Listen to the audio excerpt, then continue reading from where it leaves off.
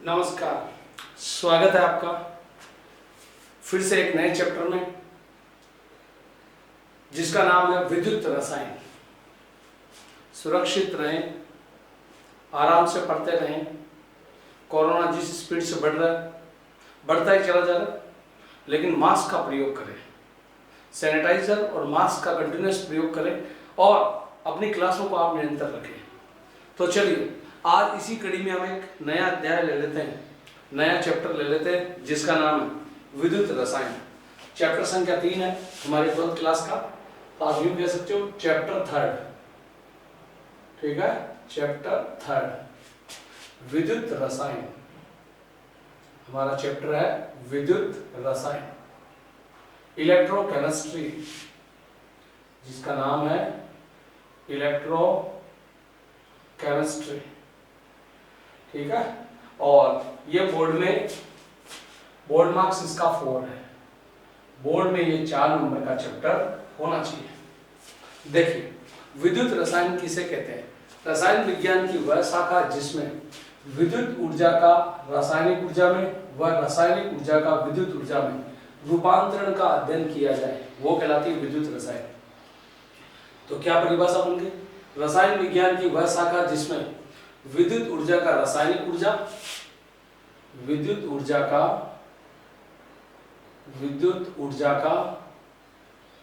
रासायनिक ऊर्जा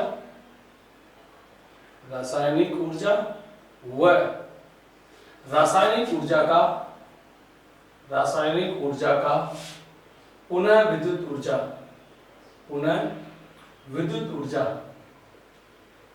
ऊर्जा में रूपांतरण का अध्ययन किया जाए, रूपांतरण का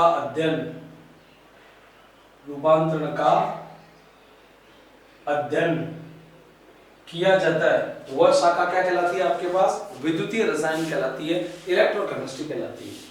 अब तुमने कह तो दिया विद्युत ऊर्जा रासायनिक ऊर्जा में, रासायनिक ऊर्जा विद्युत ऊर्जा में, तो ऐसे कुछ सोर्स होंगे, स्रोत होंगे, जिनके द्वारा ये काम होगा, और उन स्रोत को कहते हो आप चालक, कंडक्टर।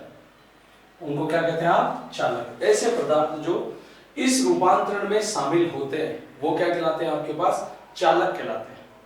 सामान्यतः जो चालक होते हैं वो 2 प्रकार के होते हैं। कौन कौन से?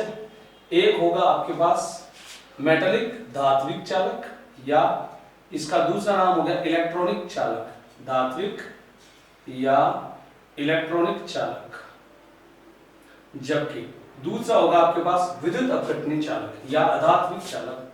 इसको बोल सकते हो आप अधात्विक। अधात्विक का मतलब दूसरा आयनिक भी होता है, आयनिक, अधात्विक, आयनिक, या क्या कह सकते हैं आप? विद्युत अपघटनी चालक, विद्युत अपघटनी चालक। ये हमारे पास हो गया। तो क्या? विद्युत ऊर्जा का रासायनिक ऊर्जा व रासायनिक ऊर्जा का पुनः विद्युत ऊर्जा में रूपांतरण का अध्ययन किया जाए, वो विद्युत का हो गया आपके पास रसायन। और ऐसा करने वाले जो स्रोत है, जो साधक है, वो कहलाते हैं चालक। चालक 2 प्रकार के, धात्विक चालक और इलेक्ट्रॉनिक चालक, या अधात्विक चालक, आयनिक चालक, या विद्युत अपघटनी चालक। ऐसे चालक जिसमें विद्युत का प्रवाह,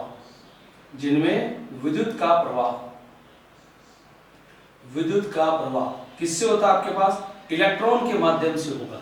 ऐसे चालक जिनमें विद्युत का प्रवाह इलेक्ट्रॉन के माध्यम से होता है, वो कहलाते हैं धात्विक चालक या इलेक्ट्रॉनिक चालक। जिसमें किससे होता है? आयनों से होता है, आयनों द्वारा। तो इसको आयनिक चालक भी कह सकते हैं आप। अधात्विक या आयनिक तो कह दिया हमने, आयनों द्वारा होता है, वो कहलाते हैं आपके पास विद्युत अपघटनी चालक। नेक्स्ट, दूसरी चीज क्या होगी? आपने देखा है तार, जैसे वायर जा रहा है आपका, ये वायर जितना है उतना ही मोटा रहता है, सालों साल पड़ा रहता है, मतलब इस पर किसी पदार्थ का निक्षेपण नहीं होता। जबकि जो बैटरी होती है, आप देखते हो बैटरी पर क्या होगा आपके पास? आयन कैथोड और एनोड की तरफ गति करेंगे, तो जो एनोड और कैथोड मोटे होते चले जाएंगे, उसमें क्या होगा? पदार्थ का निक्षेपण होता है, तो पदार्थ का प्रवाह होगा। तो इसमें आप यूं कह सकते हो कोई रासायनिक परिवर्तन नहीं होता, कोई रासायनिक परिवर्तन नहीं, कोई भी आपका रासायनिक परिवर्तन नहीं होता है। जबकि इधर वाले की आप बात करो तो इसमें रासायनिक परिवर्तन होता है, यहाँ पर रासायनिक परिवर्तन होता है, रासायनिक परिवर्तन होता है। तीसरी बात करते हैं, इसमें किसी प्रकार का कोई पदार्थ जमा नहीं होगा, तो पदार्थ का निक्षेपण नहीं, पदार्थ का निक्षेपण नहीं, निक्षेपण नहीं होता, पदार्थ जमा नहीं होता। जबकि इसमें पदार्थ का निक्षेपण होता है, निक्षेपण कह दो, जमा कह दो, जमा होता है। नेक्स्ट अगली बात करते हैं। अगली बात की जाए तो ये जो धात्विक चालक है, ताप पर क्या प्रभाव पड़ेगा, ठीक है। तो यहाँ पर ताप बढ़ाने से इनकी चालकता घटती है, ताप बढ़ाने से इनकी चालकता घटेगी। जबकि जो आपके पास आयनिक चालक है, ताप बढ़ाने पर इनकी चालकता क्या होती है, बढ़ती है, इनकी चालकता क्या होगी, बढ़ेगी। तो ये आपके पास अंतर हो गए किस किस में, विद्युत अपघटनी चालक और किसमें, धात्विक चालक में। आपके दिमाग में ख्याल आ सकता है कि ताप बढ़ाने पर चालकता कैसे बढ़ती है। तो जैसे ये आपका इलेक्ट्रिकल जो वायर है, ये वायर है, वायर के बीच में क्या होता है, आपके पास इलेक्ट्रॉन दौड़ते हैं, वायर के बीच में क्या होगा, इलेक्ट्रॉन दौड़ेंगे। जैसे ही तुम इसका ताप बढ़ाओगे तो इलेक्ट्रॉनों के दौड़ने की गति तेज होगी और उससे इसमें होने वाले कंपन क्या होंगे, बढ़ जाएंगे, ठीक है। ताप बढ़ाने से तार में कंपन बढ़ जाएंगे, वाइब्रेशंस बढ़ जाएंगे। कंपन बढ़ने से प्रतिरोध का मान बढ़ेगा, कंपन बढ़ेगा तो क्या होगा, प्रतिरोध का मान बढ़ेगा, और प्रतिरोध का मान बढ़ने से उसकी चालकता क्या होगी, घट जाएगी। तो सवाल बन सकता है यहाँ से, क्या सवाल बन सकता है, ताप बढ़ाने पर धात्विक चालकों की चालकता घटती है क्यों।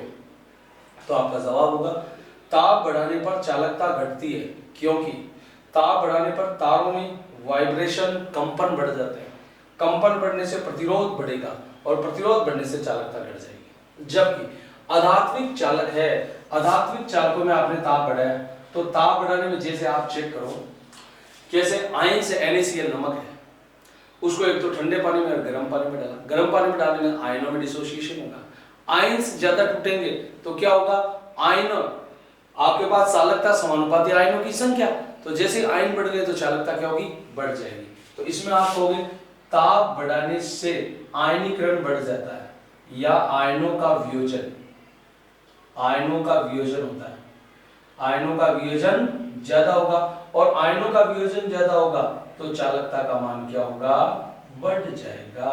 तो यहाँ आपकी चालकता क्या होगी, बढ़ गई। तो इलेक्ट्रॉनिक चालक हो गए, आयनिक चालक हो गए, ताप का प्रभाव हो गया।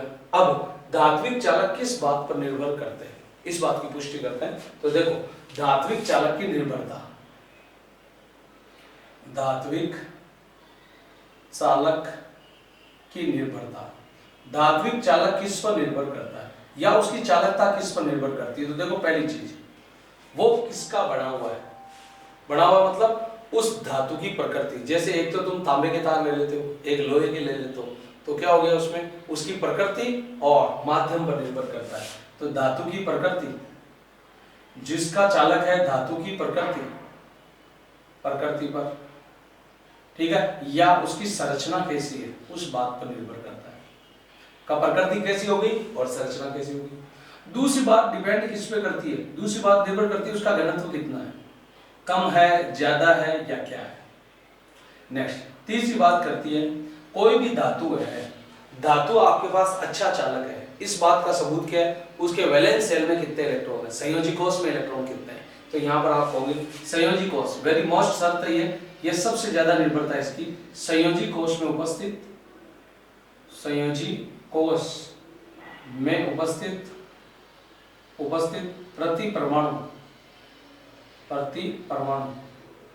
इलेक्ट्रॉन की संख्या, प्रति परमाणु इलेक्ट्रॉन की संख्या, या आप कह दो डायरेक्ट कि पर एटम में प्रेजेंस नंबर ऑफ इलेक्ट्रॉन, ठीक है। और चौथा ताप, ताप तो कम ही होना चाहिए, ठीक है, ताप कैसा होना चाहिए, ताप कम होना चाहिए। इन चार बातों पर निर्भर करता है। तो इलेक्ट्रॉनिक चालक की निर्भरता, ताप बढ़ाने पर चालकता घटती है, इसलिए ताप कम हो, संयोजी कोष में जो इलेक्ट्रॉन है वो ज्यादा हो या कितने हो, इस बात पर भी चालकता निर्भर करेगी। उसका घनत्व कैसा है वो किस धातु की प्रकृति या किसकी संरचना क्या है, इस बात पर निर्भर करेगा। तो हमारे पास क्या हो गए, धात्विक चालक हो गए और अधात्विक चालक हो गए, धात्विक चालक की निर्भरता होगी। अब बात करते हैं विद्युत अपघटनी चालक। तो देखो विद्युत अपघटनी चालक को पढ़ने से पहले हमें विद्युत अपघट्य के प्रकार पढ़ने पड़ेंगे, क्योंकि विद्युत अपघट्य ही विद्युत अपघटनी चालक होते हैं या विद्युत अपघट्य ही चालकता प्रदान करते हैं। तो इसके लिए हमें पढ़ना पड़ेगा विद्युत अपघट्य की प्रकृति, विद्युत अपघट्य की प्रकृति, विद्युत अपघट्य की प्रकृति, कि विद्युत अपघट्य की क्या प्रकृति होगी। तो देखो सबसे पहले मैं आपसे कहता हूं विद्युत अपघट्य किसे कहते हैं। ऐसे पदार्थ जो जल में या विलायक में घुलित होते हैं, घुलकर आयनों में टूटते हैं और विद्युत धारा का प्रवाह करते हैं या धारा का प्रवाह करते हैं, धारा का प्रवाह करते हैं। कैसे? आयनों में वियोजित होकर, आयनों में वियोजित होकर, आयनों में वियोजित होकर।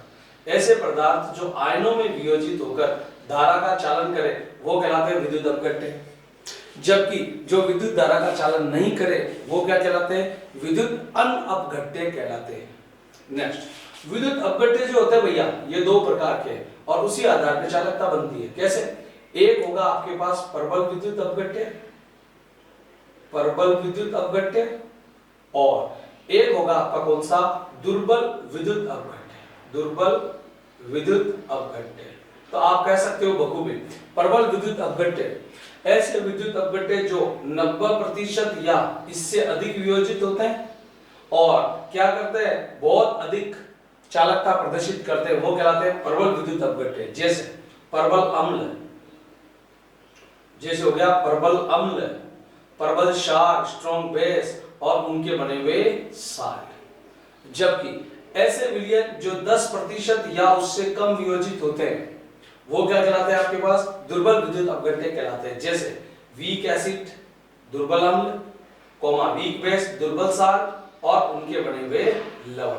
तो ये विद्युत अपघट्य की प्रकृति हो गई। का विद्युत अपघट्य प्रबल होगा या फिर कैसा होगा, दुर्बल होगा। उस आधार पर क्या होगा, आपके पास प्रबल विद्युत अपघट्य है तो आयन ज्यादा से ज्यादा टूटेंगे जिससे चालकता का मान बढ़ जाएगा। अब यहां से आपको एक बात पता हो कि मैंने लिखा प्रबल अम्ल, प्रबल क्षार, कौन सा विद्युत अपघट्य प्रबल है, कौन सा दुर्बल है। तो देखिए इसकी अपन बात करते हैं तो आपको छोटी सी ट्रिक आनी चाहिए इसमें, ठीक है। छोटी सी बात बताओ तो दुनिया में प्रबल अम्ल कौन से हैं, जैसे H2SO4, जैसे HCl, जैसे HBr, जैसे HNO3, ये सब प्रबलतम अम्ल है। जबकि प्रबल क्षार ली, ना, की, रब, से, तो सबके पीछे OH लगा दो। इसके अलावा कोई भी आ गया तो वो दुर्बल होगा। अब जैसे मैं आपसे पूछूं, बताओ KCl किस प्रकार का विद्युत अपघट्य है, आगे कोलरॉस के नियम में काम आएगा, इसलिए इस बात की पुष्टि कर ले। KCl एक लवण हो गया, क्योंकि जो H+ देते हैं वो अम्ल, जो OH- देते हैं वो क्षार, लेकिन ये तो कुछ भी नहीं दे रहा, तो ये हो गया लवण। तो आप लवण को तोड़ दो, लवण को प्लस माइनस में तोड़ दो, पानी में बिठा दो, तो H+ OH-, बताओ क्या बना, इससे बना एक तो HCl प्लस एक क्या बना आपका KOH। चेक करो HCl इस लिस्ट में, KOH इस लिस्ट में, तो KCl आपका कैसा हो गया, प्रबल विद्युत अपघट्य हो गया। ये हो गया प्रबल विद्युत अपघट्य, पहचान आ गई होगी आपको। ऐसे ही मैं तुमसे पूछूं, बताओ CH3COO, CH3COO Na किस प्रकार का विद्युत अपघट्य है। तो आपने कहा सर तोड़ दो इसको, एसिडिक एसिड माइनस का, एसिटेट माइनस का, Na+ का, तोड़कर पानी में मिटा दिया, H+ OH-। एसिडिक एसिड तो लिस्ट में नहीं है तो ये तो आपका हो गया दुर्बल अम्ल, लेकिन NaO चेक करो इस लिस्ट में है तो प्रबल अम्ल, दोनों में से एक भी प्रबल है तो वो प्रबल विद्युत अपघट्य है। तो ये भी जो आपका सोडियम एसिटेट था ये क्या हो गया, प्रबल विद्युत अपघट्य। लेकिन ऐसे ही तुमसे कोई पूछे CH3COONH4 क्या प्रबल अम्ल या प्रबल क्षार क्या है, ये प्रबल विद्युत अपघट्य दुर्बल, आप हो गए तोड़ दो ना यार, ये माइनस का हो गया, ये प्लस का हो गया, ठीक है। पानी में डाल दो तो H+ OH-। Acidic acid CH3COO इसमें नहीं है, NH4OH भी इसमें नहीं है, तो ये हो गया आपका दुर्बल, क्या हो गया, दुर्बल विद्युत अपघट्य हो गया। समझ में आ गई आपको बात। पदार्थ चालक कहलाते हैं, चालक दो प्रकार के, धात्विक और अधात्विक, उनमें अंतर क्या है, ताप पर निर्भरता क्या है, अगले शब्दों में वो आपके पास किस पर निर्भर करता है, ठीक है। और उससे बात की हमने फिर विद्युत अपघटनी चालक। तो विद्युत अपघटनी चालक किसे कहते हैं, तो विद्युत अपघटनी चालक जो विद्युत धारा का चालन करे वो क्या कहलाते हैं, आपके पास विद्युत अपघटनी चालक कहलाते हैं। वो दो प्रकार के, एक प्रबल विद्युत अपघट्य और एक दुर्बल अपघट्य। तो नेक्स्ट अपन पढ़ते हैं विद्युत अपघट्य की चालकता को प्रभावित करने वाले कारक। लेकिन उससे पहले ये जो पूरा टॉपिक आपने पढ़ा उसका एक छोटा सा स्क्रीनशॉट ले लीजिए। मैं थोड़ा साइड में हो जाता हूं, ले लो आराम से। उसके बाद विद्युत अपघट्य की जो चालकता है उसको प्रभावित करने वाले कारक क्या क्या बन सकते हैं। तो देखो अगला, विद्युत अपघट्य की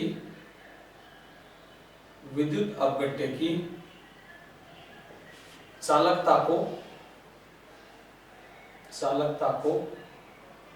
प्रभावित करने वाले कारक,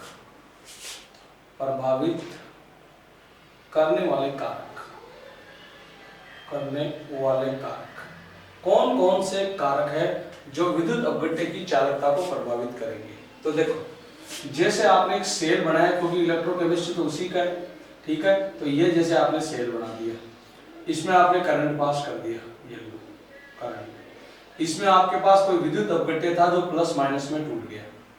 अब होगा क्या आपके पास, इसमें एक तो होगा एनोड और एक क्या होगा आपके पास कैथोड, ठीक है। देखा जाए तो ये एक विद्युत अपघटन है और विद्युत अपघटन में एनोड प्लस का होता है और कैथोड माइनस का होता है। तो इस प्लस वाले पर कौन आ गए, माइनस वाले कण बी, और इधर कौन चले गए, प्लस वाले। अब सुनना, ये आयन कहां पहुंचे, इलेक्ट्रोड पर पहुंचे। आयन जब इलेक्ट्रोड पर पहुंचते हैं तो क्या प्रवाहित करते हैं, आपके पास चालकता, विद्युत धारा प्रवाहित करेंगे जिससे चालकता प्रकट होगी। तो अब इनके पहुंचने, क्योंकि हम सेल पढ़ रहे हैं, विद्युत अपघट्य पढ़ रहे हैं, विद्युत अपघट्य की चालकता किस पर निर्भर करती है। तो सबसे पहले देखो, सबसे पहला पॉइंट अंतर आयनिक आकर्षण, अंतर आयनिक आकर्षण पहला पॉइंट। दूसरा पॉइंट होता है आपके पास आयनों का विलायकीयन, आयनों का विलायकन। नेक्स्ट, उसके बाद होता है आपके पास सांद्रता किस तरह से क्या करती है, घटाती है बढ़ाती है। फिर होता है आपके पास श्यानता। नेक्स्ट, और पांचवा कारक होता है आपके पास ताप का प्रभाव, ठीक है। उसके बाद पॉइंट होता है आपके पास ताप। तो चलो अंतर आयनिक आकर्षण की बात करते हैं। तो बताओ ये जो विद्युत अपघट्य है, ये यहाँ पर पानी है विलायक, तो विद्युत अपघट्य किसकी तरह काम करेगा, विलेय की तरह, और यहाँ पर पानी किसकी तरह काम करेगा, विलायक की तरह। तो इस आपस में मैं कह रहा हूं AB के बीच का बंध टूटा, तो पहले उस बंध का नाम क्या था, विलेय आकर्षण। विलायक के अणुओं के बीच भी तो आकर्षण होगा, तो विलायक आकर्षण मींस ये होगा आपके पास विलेय आकर्षण, और ये क्या होगा, विलायक आकर्षण। अब विलेय टूटेगा, विलायक भी टूटेगा, विलेय विलयन में मिलेगा, विलेय किसमें मिलेगा, विलायक में। तो क्या बन जाएगा, विलेय प्लस विलायक। तो यह आकर्षण किसका बन गया, ये बन गया विलयन का आकर्षण। किसका बन गया, विलयन का। तो जब विलयन बनेगा तभी तो क्या होगा, विद्युत अपघट्य टूटेगा और आयन दौड़ेंगे। तो क्या कहोगे इस बात को, कहोगे एक बात हो, मान लो ये विलेय आयनिक है, तो आयनिक है, तो इनके बीच में जो बंध है वो बंध कौन सा होगा रे भाई, वो बंध अंजाम देगा जालक ऊर्जा को। कौन सी ऊर्जा को, इनको बनाने वाली ऊर्जा है उसको बोलते हैं जालक ऊर्जा, ये होगी जालक ऊर्जा। और जो इनको तोड़ने वाली है, विलयन बनने वाली ऊर्जा, वो कहलाएगी विलायकन ऊर्जा। वो क्या कहलाएगी, विलायकन ऊर्जा। और अगर विलायक आपके पास जल है तो इसको बोलते हैं आप जल योजन ऊर्जा। क्या बोलोगे, जल योजन ऊर्जा। देखो सभी बातें मिक्सअप करके बोल दो, यही अंतर आयनिक आकर्षण है। मैं पूछता हूं अंतर आयनिक आकर्षण किस प्रकार से विद्युत अपघट्य की चालकता को बढ़ाता है। तो आप कहोगे अगर विलेय इस विलायक में घुल जाए तो घुलने पर विलेय टूटेंगे, टूटकर इलेक्ट्रोडों तक पहुंचेंगे और विद्युत धारा को चालित करेंगे। सही है बात। अब इस बात को हम ऐसे बोल सकते हैं, विलायक आकर्षण की अपेक्षा विलयन के आकर्षण बल क्या हो, आपके तीव्र हो तो आयंस टूट जाएंगे और इलेक्ट्रोड पर पहुंचकर विद्युत धारा का चालन करेंगे। दूसरे शब्दों में विलायकन या जल योजन ऊर्जा का मान चालक ऊर्जा से अधिक है तो कोई भी कंपाउंड, कोई भी विद्युत अपघट्य क्या होगा आपके पास, विलायक में टूटेगा, वियोजित होगा और आयन देंगे, और आयनों के देने से विद्युत धारा का चालन होगा। और धारा का चालन, आयन समानुपाती चालकता, ठीक है, तो आयनों की संख्या चालकता पर डिपेंड करती है, तो आयन ज्यादा बनेंगे तो चालक ज्यादा होंगे और चालकता बढ़ जाएगी। नेक्स्ट दूसरा पॉइंट, आयनों का विलायकन, इससे क्या मतलब है, आयन टूट गए, विलायकन ऊर्जा ज्यादा हो गई, ज्यादा होने से फटाफट पहुंचे, पर इतनी ज्यादा भी नहीं हो कि विलायक की परतें विद्युत अपघट्य के मध्य और जो आपके पास इलेक्ट्रोड के मध्य क्या बना दे, मोटी परत बना दे। तो आयनों का विलायकन हो, पर आयनों का विलायकन इतना अधिक भी नहीं हो कि विद्युत अपघट्य के आयनों और इलेक्ट्रॉनों के मध्य ये क्या बना दे, इमेजिनरी लेयर, काल्पनिक परत बना दे, और उस परत के जरिए क्या हो, जैसी परत बन गई तो एक रुकावट उत्पन्न होगी, और उस रुकावट से आयन इलेक्ट्रोडों तक पहुंचेंगे नहीं, और पहुंचेंगे नहीं तो आपके पास चालकता का मान घट जाएगा। तो क्या कहेंगे, विलायकन ऊर्जा का मान चालक ऊर्जा से अधिक हो, पर आयनों का विलायकन इतना अधिक नहीं हो कि विलायक की परतें विद्युत अपघट्य विलायक की परतें क्या हो जाए आपके पास, इलेक्ट्रोडों को कवर कर ले, ढक ले, जिससे आयंस इलेक्ट्रोडों तक पहुंचे नहीं, और पहुंचेंगे नहीं तो धारा का चालन नहीं होगा, जिससे चालकता का मान घट जाएगा। नेक्स्ट, आयनों की सांद्रता किस प्रकार चालकता को घटाती है। अगर आपके पास सांद्रता ज्यादा है, आप सोचो आपको दौड़ना है, और दौड़ने में तो आपके पास दो तरह के मीडियम है, एक तो सघन माध्यम और एक विरल माध्यम है।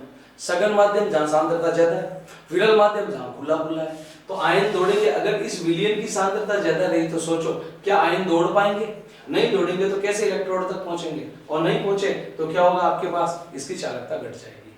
तो क्या तनु विलयन होने पर आयनों को क्या मिलेगा, पर्याप्त स्पेस मिलेगा, पर्याप्त जगह मिलेगी, इसलिए वो फ्री मोशन कर पाएंगे, फ्री रूप से घूम पाएंगे, और घूमने से फटाफट कहां पहुंचेंगे, इलेक्ट्रोड तक पहुंचेंगे और धारा का चालन करेंगे। परंतु सांद्रता ज्यादा होने पर ऐसा नहीं होगा। अगला, शांता, शांति भी कुछ इसी तरह की चीज है। शांता का मतलब क्या, आपके पास शांता एक तरह से गाढ़ापन है, तो वही बात होगी, गाढ़ापन ज्यादा है तो आयन दौड़ेंगे नहीं, दौड़कर इलेक्ट्रोड पर पहुंचेंगे नहीं तो धारा का चालन होगा नहीं। नेक्स्ट, ताप बढ़ाने पर क्या होगा, सभी को पता है, ताप बढ़ाने पर ये आयन से वियोजित होंगे, और आयनों के वियोजित होने से चालकता का मान बढ़ जाएगा, क्योंकि चालकता समानुपाती क्या होता है, आयनों की संख्या। यह है आपके पास चालकता और चालकता को प्रभावित करने वाले कारक। विद्युत अपघटनी चालकता या विद्युत अपघट्यों की चालकता को प्रभावित करने वाले कारक, अंतरायनिक आकर्षण ज्यादा हो, इतना ज्यादा भी नहीं हो कि परतें आ जाए और विद्युत अपघट्य और इलेक्ट्रोड के बीच में परत बना ले, जिससे उनकी में प्रवाह में रुकावट उत्पन्न हो। नेक्स्ट, सांद्रता कम होनी चाहिए, शांता भी कम होनी चाहिए, ताप का मान ज्यादा होना चाहिए, तो क्या होगा, वो इजीली आसानी से क्या कर सकते हैं, वियोजित हो सकते हैं। नेक्स्ट, अगला टॉपिक पढ़ते हैं, इसमें विद्युत अपघट्य व फैराडे के नियम। विद्युत अपघटन व फैराडे के नियम, विद्युत अपघटन व फैराडे के नियम, या विद्युत अपघटन का ही आपके पास दूसरा नाम होता है आपके पास क्या, विद्युत अपघटनी क्षय। विद्युत अपघटन व विद्युत अपघटनी क्षय, विद्युत अपघटनी क्षय, ठीक है। तो सबसे पहले मैं आपसे कहता हूं, ये डायग्राम मैंने वापस बना दिया। कैसे, ये आपके पास एक सेल था जिसमें ये इलेक्ट्रोड थे और ये बैटरी से जुड़ा हुआ था, ठीक है, ये बैटरी का प्लस, ये माइनस, बैटरी का प्लस यहां पर क्या होगा, एनोड, और बैटरी का माइनस यहां पर होगा कैथोड। ध्यान रखें, विद्युत अपघटन में एनोड प्लस का ही होता है। नेक्स्ट, यहां आपके पास विलायक भरा है, ये ए भी एक विद्युत अपघटन है। जब तुमने इसमें धारा प्रवाहित की, जैसे इसमें धारा प्रवाहित हुई, यह विद्युत अपघट्य अपने आयनों में टूटा, आयनों में टूटा तो जो ऋणायन है वो प्लस वाले की तरफ एनोड पर जाके चिपक गया, बी माइनस, और जो धनायन है वो कैथोड पे जाके चिपक गया, ए प्लस। तो हुआ क्या, आयन अपने विपरीत इलेक्ट्रोडों की तरफ गए, जैसा उनका आवेश था उससे विपरीत इलेक्ट्रोडों पर, और यही घटना क्या कहलाती है आपके पास, विद्युत अपघटन। तो क्या विद्युत अपघटन किसे कहते हैं, तो आप कहोगे इन्फ्लुएंस ऑफ करंट, विद्युत धारा के प्रभाव में विद्युत अपघटनी आयनों का विपरीत इलेक्ट्रॉनों पर पहुंच करना, विपरीत इलेक्ट्रॉनों की ओर गति करना, किसकी उपस्थिति में? करंट के उपस्थिति में, क्या कहलाता है? आपका विद्युत अपघटन कहलाता है। ऐसा प्रक्रम जिसमें विद्युत धारा की उपस्थिति में विद्युत अपघटनी आयन विपरीत इलेक्ट्रॉनों की ओर गमन करते हैं, क्या कहलाता है? विद्युत अपघटन कहलाता है। विद्युत अपघटन जिस पात्र में होता है उसे क्या कहते हैं? विद्युत अपघटनी शेल, या फिर उसको कह सकते हो वोल्टामीटर। वो क्या कहलाता है? आपका वोल्टामीटर। यह प्रक्रम जिस उपकरण में होता है उसे आप क्या कहते हैं? वोल्टामीटर या विद्युत अपघटनी शेल कहते हैं। यहां पर जो अभिक्रिया होगी उसके लिए delta G is greater than 0 होगा। समझ सकते हो आप? सभी अभिक्रियाएं जो स्वतः अभिक्रियाएं होती है उसके लिए डेल्टा जी नेगेटिव होता है, लेकिन यहाँ डेल्टा जी का मान 0 से बड़ा है, अर्थात यह अस्वतः होने वाली अभिक्रियाएं है। अस्वतः होने वाली अभिक्रियाएं। ऐसा क्यों? विद्युत अपघटनी सेल में होने वाली अभिक्रियाएं अस्वतः होती है, ठीक है, जिनके लिए delta G is greater than 0 होता है। उसका कारण है जब तुम विद्युत धारा प्रवाहित करोगे तभी आपके पास विद्युत अपघटनी आयन वियोजित होंगे। तो अपने आप कहां हुआ? आपने धारा प्रवाहित की और इसी कारण वो क्या हुआ? टूटा। इस कारण से बोलते हैं होने वाली अभिक्रियाएं अस्वतः होती है, स्वतः परिवर्तित नहीं होती।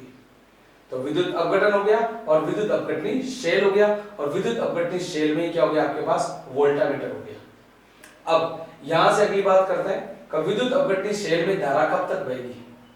कि ये जो आपने उपकरण बनाया ये आपके पास कब तक प्रवाहित हो सकता है? तो विद्युत अपघटनी शेल की प्रॉपर बात करें तो देखो, यहां पर AB की जगह आप HCl विलयन ले लो। क्या ले लो? HCl। या ऐसे पूछा जाए विद्युत अपघटनी शेल से प्राप्त उत्पादों को लिखो, तो देखो ये आपके पास यहां पर क्या था? HCl का जलीय विलयन है, या आपने प्लेटिनम के इलेक्ट्रोड ले लिए, या आपने बैटरी से जोड़ दिया, ठीक है। ये प्लस हो गया, ये माइनस हो गया, ये हो गया आपका एनोड और ये हो गया आपका कैथोड। ये हो गया H प्लस, ये माइनस। तो ये माइनस वाले यहां चिपक जाएंगे, क्लोराइड साइन यहां इकट्ठे हो गए, और H प्लस आयन कहां इकट्ठे हो गए? यहां इकट्ठे हो गए। तो क्या होगा आपके पास? वोल्टामीटर या विद्युत अपघटनी शेल किसे कहते हैं? HCl सांद्रता का घोल एक बीकर में लेकर उसमें प्लेटिनम के इलेक्ट्रोड डाल दिए, इलेक्ट्रोड डालकर विद्युत अपघटन कराया, जिससे क्लोराइड आयन एनोड पर कलेक्ट हुए और ये किस पर कलेक्ट हुए? यहां पर कलेक्ट हुए। तो इसमें होने वाली अभिक्रियाएं, तो सबसे पहले एनोड पर अभिक्रिया होगी। एनोड पर हमेशा ऑक्सीकरण होता है, तो ऑक्सीडेशन। और दूसरी अभिक्रिया किस पे होगी आपके पास? कैथोड पर होगी। और कैथोड पर जो अभिक्रिया होगी वो क्या होगी आपके पास? रिडक्शन होगी। तो देखो ऑक्सीडेशन में इलेक्ट्रॉन दिए जाते हैं, तो हुआ क्या? कहां होगा? एनोड पर कौन जमा हुए? क्लोराइड। सो मैं दे देता हूं 2Cl माइनस, तो यहां पर भी लिख देता हूं मैं 2H प्लस, ठीक है। ऑक्सीडेशन, ऑक्सीकरण में इलेक्ट्रॉन त्यागे जाते हैं, तो ये Cl2 बना लेगा प्लस 2 इलेक्ट्रॉन्स निकाल देगा। ऐसे ही ये 2 इलेक्ट्रॉन ग्रहण करके क्या बना देगा? H2 गैस बना देगा। तो एनोड पर कौन सी गैस जमा हुई? क्लोरीन। कैथोड पर कौन सी गैस जमा हुई? हाइड्रोजन, ठीक है। तो विद्युत अपघटन की प्रक्रिया में या विद्युत अपघटनी शेल में या वोल्टामीटर में एनोड पर क्लोरीन गैस और कैथोड पर हाइड्रोजन गैस जमा होती है, जिससे ऑक्सीकरण और अपचयन चलता रहता है। लेकिन यह अभिक्रियाएं कब तक स्वतः होगी? तो कब तक होगी? कब तक?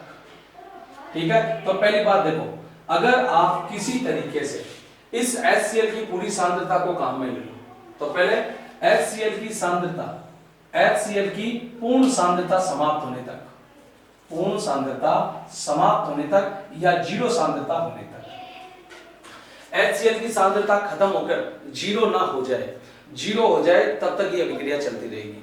और दूसरी बात, जब तक आपका ये जो परिपथ है सेल परिपथ, वो क्या हो? सेल परिपथ बंद है। बंद का मतलब लाइट बह रही है, न कि खुला हो। परिपथ बंद होगा तभी तक लाइट बहेगी। तो क्या वोल्टमीटर में कब तक धारा प्रवाहित होती है? तो जब तक धारा प्रवाहित होगी जब तक सेल क्या नहीं हो? बंद नहीं हो जाए पूरी तरह से। पूरा सेल बंद रहा तब तक धारा बहेगी, नहीं तो धारा नहीं बहेगी। और दूसरी बात क्या, आपके पास HCl की सांद्रता जीरो नहीं हो जाए तब तक ये कार्यक्रम चलेगा, नहीं तो फिर बंद हो जाएगा। चलिए, तो हमने ये क्या क्या पढ़ा भाई? एक तो प्रभावित करने वाले कारक हो गए 4, ठीक है, ये चारों कारक। फिर आपने विद्युत अपघटन पढ़ा। विद्युत अपघटन क्या क्या होता है आपके पास? विद्युत के प्रवाह में विद्युत अपघटनी विद्युत अपघट्य आयनों का विपरीत इलेक्ट्रोडों की ओर गमन क्या कहलाता है? विद्युत अपघटन कहलाता है। फिर विद्युत अपघटनी, ये जो आपका विद्युत अपघटन जिस पात्र में होता है उसे कहते हैं विद्युत अपघटनी सेल। और विद्युत अपघटनी सेल ने क्या किया? वैद्युत ऊर्जा किस में बदल दी? रासायनिक ऊर्जा में। यहाँ पर विद्युत काम में आई है, विद्युत काम आ रही है, तो काम आने से विद्युत ऊर्जा किस में बदल रही है? रासायनिक ऊर्जा में। यही हम इलेक्ट्रोकेमिस्ट्री में पढ़ रहे थे। इसमें होने वाली अभिक्रिया delta G is greater than 0 ऐश स्वतः होगी। नेक्स्ट, ये इसकी बनावट होगी और इसमें दो प्रकार की अर्ध अभिक्रियाएं होती है, ऑक्सीकरण और अपचयन। एनोड से इलेक्ट्रॉन जाते हैं तो वहां ऑक्सीकरण अभिक्रिया होगी, कैथोड पर इलेक्ट्रॉन जमा होते हैं तो वहां अपचयन अभिक्रिया होगी। और इस सेल में कब तक धारा बहेगी? जब तक HCl की सांद्रता 0 नहीं हो जाए। 0 सांद्रता हुई तो फिर काम नहीं चलेगा, और जब तक सेल परिपथ के आपके पास ये पूरी तरह से बंद है। अब आपके पास चीज बचती है फैराडे के नियम। स्क्रीनशॉट ले सकते हैं फिर से इन सारी चीजों का, और बुक में आप अध्ययन करते रहे और अपने नोट्स धीरे धीरे बनाते चले। नेक्स्ट देखते हैं हम फैराडे के नियम। तो देखो, ये हमारा विद्युत अपघटन चल रहा था, ये विद्युत अपघटन, ठीक है, ये प्लस ये माइनस। यहां पर आपका विद्युत अपघट्य था AB, A प्लस और B माइनस। ये चले गए एनोड पर, ये चले गए कैथोड पर। कितने गए? कितने ग्राम गए, कितने जमा हुए, कितना मास कलेक्ट हुआ, यही फैराडे का प्रथम नियम है। तो क्या कहोगे? विद्युत अपघटन की प्रक्रिया में एनोड व कैथोड पर कलेक्ट हुआ, डिपॉजिट हुआ, जमा हुआ मास, जमा हुआ पदार्थ किसके समानुपाती? बहने वाली धारा के समानुपाती होता है। यही फैराडे का प्रथम नियम है, ठीक है। जमा हुआ मास बहने वाले आवेश के समानुपाती होता है। खोल दिया तो M बराबर बन गया WQ। W यहाँ पर क्या है? एक नियतांक है, ये हो गया नियतांक, जिसको बोलते हैं इलेक्ट्रोकेमिकल कांस्टेंट। विद्युत केमिकल रासायनिक, विद्युत रासायनिक तुल्यांक, ठीक है। क्या कहलाता है आपके पास? विद्युत रासायनिक तुल्यांक कहलाता है। और एक बात तुम सब जानते हो, फिजिक्स में पढ़ के आए, Q बराबर क्या होता है बेटा? IT बराबर होता है। तो M बराबर बन गया आपके पास WIT विट। क्या बन गया? यही फैराडे का प्रथम नियम है। W विद्युत रासायनिक तुल्यांक है, उसके बाद I इसमें बहने वाली धारा है, T यहाँ पर बहने वाला क्या T के आपके पास समय है, ठीक है। तो ये हो गया विद्युत रासायनिक तुल्यांक। लेकिन W से कोई क्वेश्चन नहीं होता, तो इसको आप तुल्यांक की भार मान के करो। तो जब W किस में चेंज होगा? E में चेंज होगा। तो M बराबर EIT इट, और W जब E में चेंज होता है तो 96,500 एक कूलाम का भार लगता है। तो ध्यान रखना, W की जगह क्या लिखेंगे? E/96,500, और E यहाँ पर क्या आपके पास? तुल्यांक की भार है। यही आपके पास फैराडे का प्रथम नियम है। क्या कहोगे? विद्युत अपघटन की प्रक्रिया में इलेक्ट्रोडों पर जमा हुआ पदार्थ आवेश के समानुपाती होता है, अर्थात अनसमानुपाती Q। M बराबर हो गया WQ, W यहाँ पर हो गया विद्युत रासायनिक तुल्यांक, Q बराबर हो गया IT, तो M बराबर विट। पर वेट करने से कुछ नहीं होता, इट करो खाओ, कितनी बार? 96,500 बार। यही फैराडे का प्रथम नियम है। अब फैराडे के हम दूसरे नियम की बात करते हैं। तो देखो, दूसरे नियम में क्या? तुम एक से ज्यादा सेलों को ले लो, ये लो, एक से ज्यादा सेलों को आपने ले लिया,